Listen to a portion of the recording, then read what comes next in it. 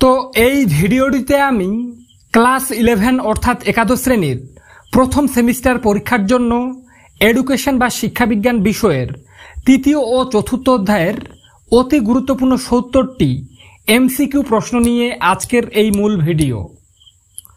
তোমরা ইতিমধ্যে পার্ট 1 দেখেছো, যেখানে এডুকেশন বিষয়ের প্রথম ও দ্বিতীয় অধ্যায়ের 100টা এমসিকিউ প্রশ্ন নিয়ে আমি আলোচনা করেছি।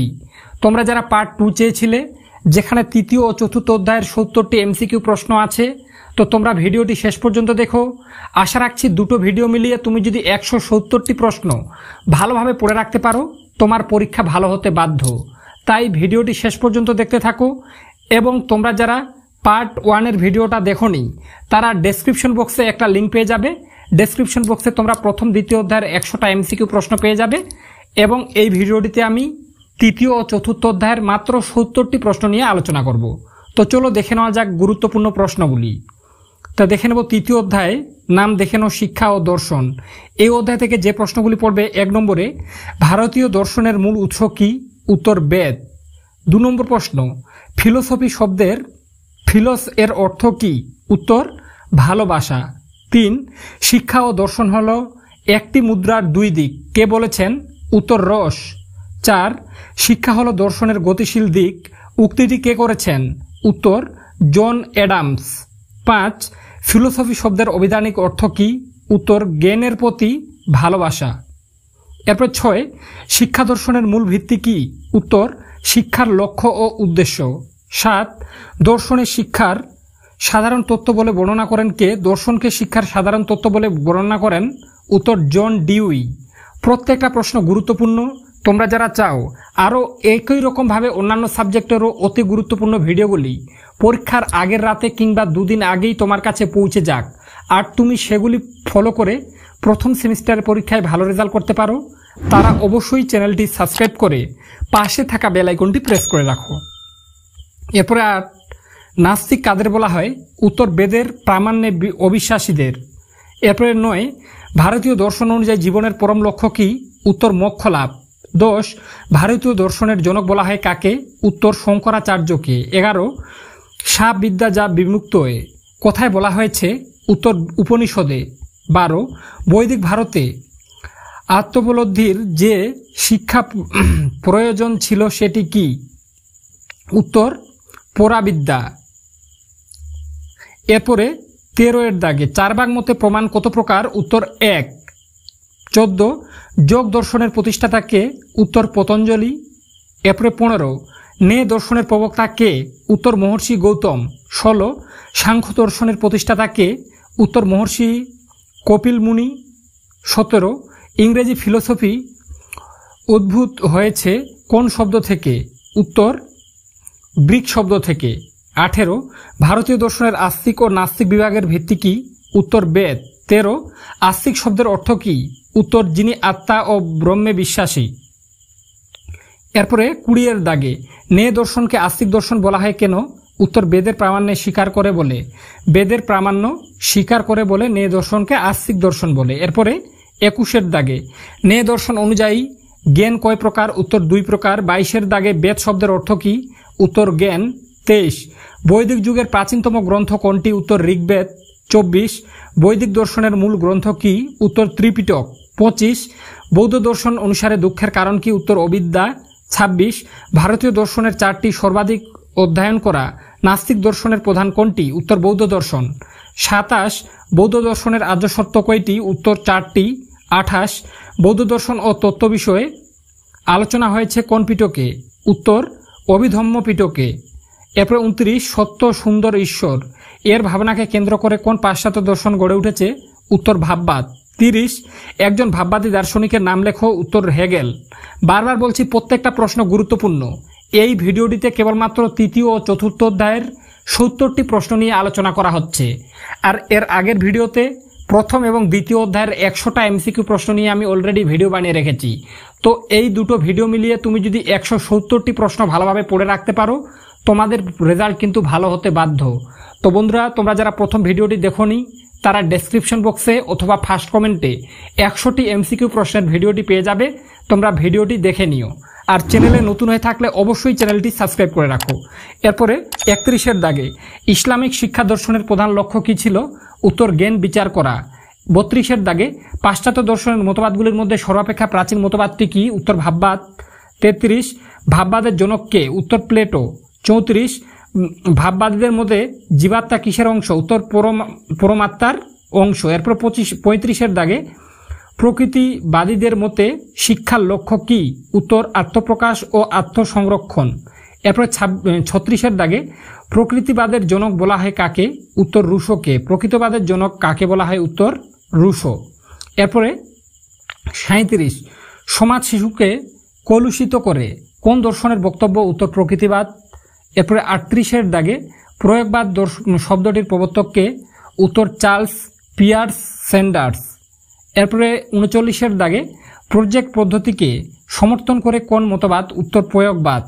40-এর দাগে শিশুর শিক্ষা হবে প্রত্যক্ষ কর্মের মাধ্যমে, বলেছেন কে? উত্তর প্রয়োগবাদীরা।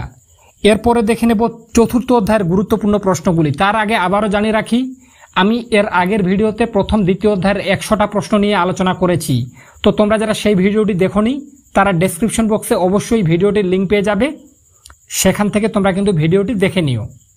আর আমি বারবার বলছি, দুটো ভিডিও মিলিয়ে তোমরা যদি 170টি প্রশ্ন পড়ে রাখতে পারো তোমার পরীক্ষা ভালো হতে বাধ্য।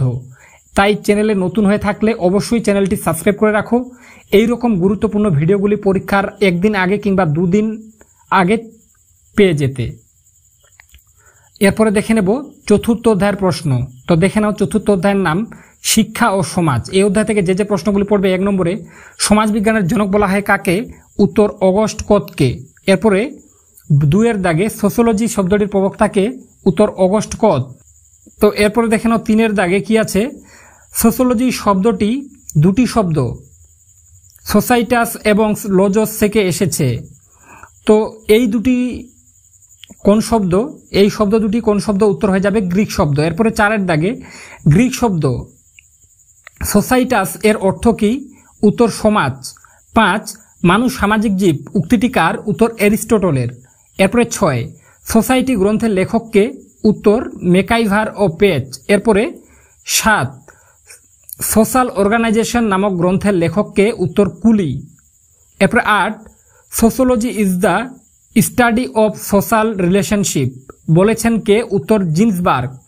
এরপরে 9-এর দাগে শিক্ষামূলক সমাজবিজ্ঞান ব্যক্তি ও সমাজের মধ্যে যে অবিচ্ছেদ্য সম্পর্ক রয়েছে তা বুঝতে সাহায্য করে, এই উক্তিটি করেছেন কে? উত্তর ব্রাউন। 10-এর দাগে প্রিন্সিপাল অফ এডুকেশনাল সোশ্যোলজি নামক গ্রন্থের লেখককে? উত্তর জর্জ পেইনি। এরপরে 11-এর দাগে কে শিক্ষাশ্রয়ী সমাজবিজ্ঞানের সূচনা করেছিলেন? উত্তর এমিল দুরখেইম। বারবার বলছি, প্রত্যেকটা প্রশ্ন গুরুত্বপূর্ণ, তাই তোমরা যারা এরকম আর অন্যান্য সাবজেক্টের গুরুত্বপূর্ণ ভিডিওগুলি পরীক্ষার একদিন কিংবা পরীক্ষার আগের রাতে পেয়ে গিয়ে তোমরা প্রথম সেমিস্টারের পরীক্ষায় ভালো রেজাল্ট করতে চাও, তারা অবশ্যই এই রিয়াজ টিউটোরিয়াল চ্যানেলটি সাবস্ক্রাইব করে পাশে থাকা বেল আইকনটি প্রেস করে রাখো, যাতে গুরুত্বপূর্ণ ভিডিওগুলি একদিন আগে হলেও সবার আগে তোমার কাছে পৌঁছে যায় আর তুমি সেগুলি ফলো করে ভালো রেজাল্ট করতে পারো। এরপরে 12-এর দাগে শিক্ষামূলক সমাজবিজ্ঞান শিক্ষার কোন দিকটি নিয়ে কাজ করে?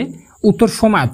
13 শিক্ষামূলক সমাজবিজ্ঞানের জনক কাকে বলা হয়? উত্তর জর্জ পেইনিকে। 14 শিক্ষায় সমাজবিজ্ঞানের নীতির প্রয়োগ হিসেবে পরিচিত কোন বিজ্ঞান? উত্তর শিক্ষামূলক সমাজবিজ্ঞান। তারপরে 15-এর দাগে বিদ্যালয়কে সমাজের ক্ষুদ্র সংস্করণ হিসেবে বিবেচনা করেছেন কে? উত্তর ডিউই। এরপরে 16 সর্বাপেক্ষা প্রাচীন সামাজিক সংগঠনটির নাম কি? উত্তর পরিবার। এরপরে 17 school is a simplified purified better balance society, বলেছেন কে? উত্তর জন ডিউই। এরপরে 18-এর দাগে কে প্রথম সামাজিক কাঠামোর ধারণাটি দেন? উত্তর হার্বার্ট স্পেন্সার। এরপরে 19-এর দাগে কোন সমাজবিজ্ঞানী প্রথম মোডস অফ ফলপয়েস নামক কথা দুটি ব্যবহার করেন? কোন সমাজবিজ্ঞানী প্রথম মোডস অ্যান্ড ফলকোয়েস কথা দুটি ব্যবহার করেন? উত্তর হয়ে যাবে উইলিয়াম গ্রাম সামনার। এরপরে দেখে নেব 20-এর দাগে লোকাচার হলো সমাজের অনুমোদিত ও স্বীকৃত আচরণ, বলেছেন কে? উত্তর মেকাইভার ও পেজ। 21-এর দাগে প্রাথমিক গোষ্ঠীর একটি উদাহরণ দাও? উত্তর পরিবার। এরপরে 22-এর দাগে সামাজিক পরিবর্তনে শিক্ষার অন্যতম অবদান কি? উত্তর ব্যক্তির মূল্যবোধে পরিবর্তন। 23-এর দাগে সামাজিক পরিবর্তনের হাতিয়ার হিসেবে বিবেচনা করা হয় কাকে? উত্তর শিক্ষাকে। 24-এর দাগে সংস্কৃতি এই বাংলা শব্দের ইংরেজি প্রতিশব্দ হলো কালচার। এই ইংরেজি শব্দটি ল্যাটিন যে শব্দ থেকে এসেছে সেটি কি? উত্তর কোলেরি থেকে। এরপরে দেখে নেব 25-এর দাগে সামাজিক ঐতিহ্য ও সংস্কৃতির ধারক ও বাহককে? উত্তর শিক্ষা। 26 আমরা যা তাই হলো আমাদের সংস্কৃতি এবং আমরা যা ব্যবহার করি তাই হলো আমাদের সভ্যতা। কার অভিমত? উত্তর ম্যাকাইভারের। 27 অবস্তুগত সংস্কৃতির উদাহরণ কি? উত্তর জ্ঞান ও বিজ্ঞান, জ্ঞান বিজ্ঞান।